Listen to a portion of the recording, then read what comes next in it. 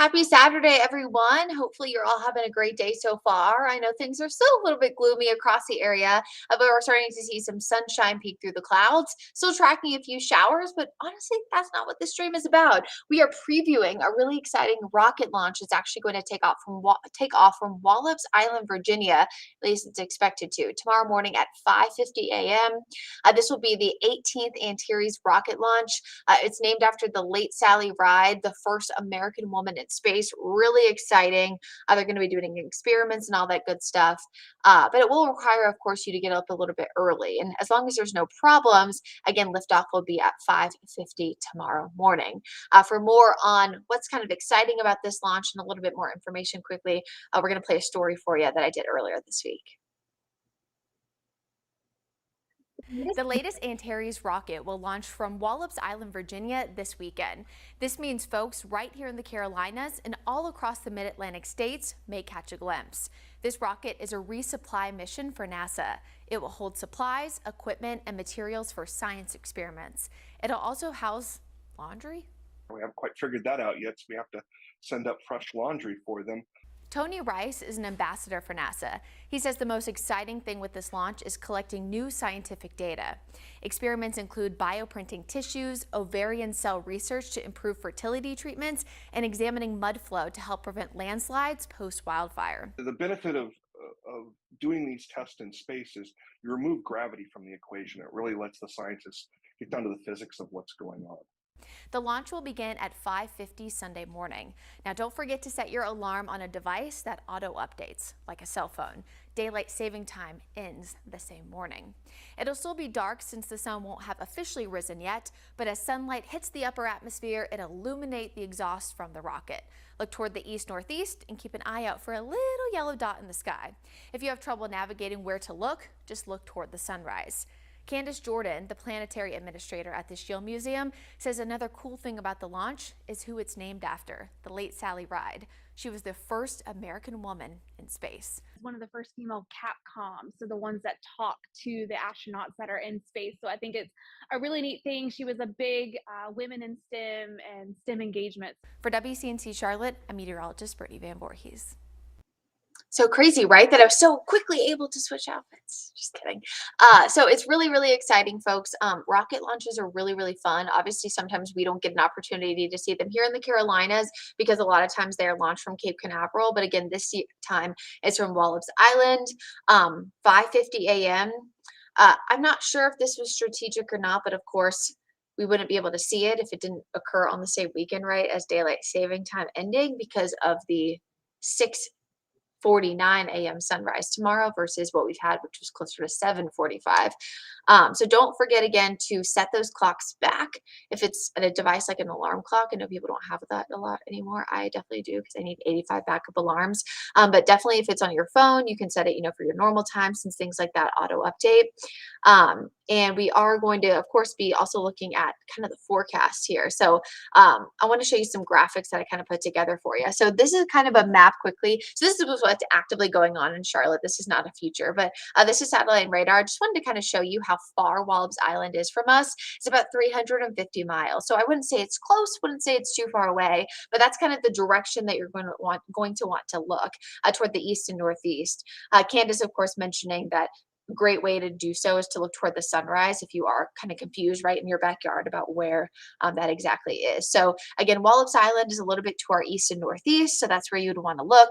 I'm looking at the futurecast. Things look a little bit better than they did earlier this week in terms of rain. It looks like we'll see some early morning rain potentially here locally, especially toward the mountains and foothills. Doesn't look like a lot of rain toward Wallops Island. If you look really closely at the center portion of your screen at this really long name over toward the Virginia coast, and I feel really bad, but I do not know how to pronounce it. If you go a little bit further to the south, you kind of see that little bit of island that juts out. That's kind of closer to where Wallops Island is. That's where we're kind of looking, and you can see at 5 a.m. tomorrow, it looks like we'll be rain free. Honestly, my biggest concern with Carolinians being able to see this is the cloud cover. If you're in an area at that perfect time, right, and you have a cloud pass by, you might miss your opportunities. We are going to have some clouds overnight, but I don't think it's going to be overcast, so we should have some breaks. So again, you'll want to look east northeast. 5:50 a.m. is when it's expected to lift off. So you'll probably want to wake up a little bit earlier than that, kind of wipe the sleep right away from your eyes. At least you get an extra hour, right? Great timing there. So that, of course, the future cast. We're going to take a look at that hour by hour forecast. If the graphics want to cooperate, love it when this happens. Let's go. There you go. Hour by hour look for tomorrow morning. This, of course, again in Wallops Island. You can see even the local forecast calling for a mostly cloudy sky, so no rays. So really shouldn't be impacted tomorrow morning. So I think it's a pretty good chance that it will lift off. If something were to happen, whether it's weather related or something else, the next time frame would be 5:27 a.m. on Monday morning. And this is actually not the only cool thing going on with space and weather kind of this weekend. On Tuesday morning, total lunar eclipse. Now this one won't be as good as the total lunar eclipse that we had earlier this year. I believe it was, where we kind of were able to see the entire thing, but there will be an opportunity where you can see the max eclipse. Problem is, it's just going to be a lot lower in the horizon. So 4:09 a.m. again, this is Tuesday morning, so election day morning, the eclipse will start around that time, so just after 4 a.m. Good news here is that we expect clearer skies, so the cloud shouldn't be an issue. That altitude is going to be around 31.7, so it'll be kind of in the middle. Problem is, again, by 5:59, when we hit the max eclipse, the altitude is going to be a lot lower, so trees will not be your friends. If you're really trying to catch a good glimpse, you should try to get into maybe somewhere, well, first of all, somewhere away from lights, maybe an open field if possible, and as far away from any kind of trees or anything like buildings that could obstruct your view. That's going to be the problem. And then once the eclipse kind of starts to lower, there's official words for it, but at that point we will not be able to see it because of the moon setting. So again, the penumbral eclipse, that's kind of the preempt, will start at about 3 a.m. Again, the partial eclipse will begin at 4 a.m. That's kind of what you see on your screen. I have a breakdown here. Full eclipse again around 5 o'clock. The maximum eclipse at 5:59, and then the full eclipse will end at about 6:41. And then after it sets below the horizon because of the moon set, we won't be able to see it. So I think our best window of time will be between about 5:59 a.m. and about 6:41 a.m., at least here in Charlotte. Again, after that, the moon will be too far below the horizon. So hopefully you're able to catch a glimpse of that. Get the gear out, right? It'll be your best opportunity to see it. We're, of course, going to have a lot more coverage coming up on the eclipse throughout the weekend and early next week. Brad's actually filling in tomorrow night, and y'all know how he is. He is so smart, knows tons about everything, especially space. So I know he'll have a lot more on this. And, of course, we'll have coverage both on Monday morning and Monday evening as well. But those are kind of the two cool space things that we have going on this week and in a week. And then, of course, the next first opportunity for Artemis is going to be the 14th. So it's not this Monday, it's the following Monday, the 14th, just after midnight. And of course, we'll be having a lot of coverage on that too. So thank you so much for joining us here for this quick little kind of recap of what's going on with tomorrow's rocket launch and a little preview of the lunar eclipse.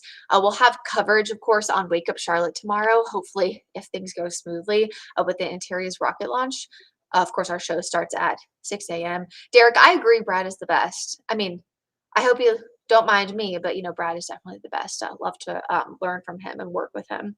But again, we'll have coverage starting at 6 a.m. and actually we'll have kind of a pre-launch live stream. You can get that over on WCNC Charlotte on my page as well. So hopefully you'll tune in for that too tomorrow morning. So have a safe and happy Saturday. Cloud's starting to get a little bit of a break now, so y'all shouldn't have a horrible Saturday. Again, just prepare for a few showers. I'd have the forecast just in case. But it's not going to be a bad day. It's not going to be widespread. It's not going to be all day. Best chance of rain again overnight into Sunday. And then hopefully you're able to get up early and enjoy that extra hour so you can see a pretty cool rocket launch, again, named after a really, really awesome lady, our first American female in space. Love to see it. Okay, guys, have a great weekend. See you tomorrow.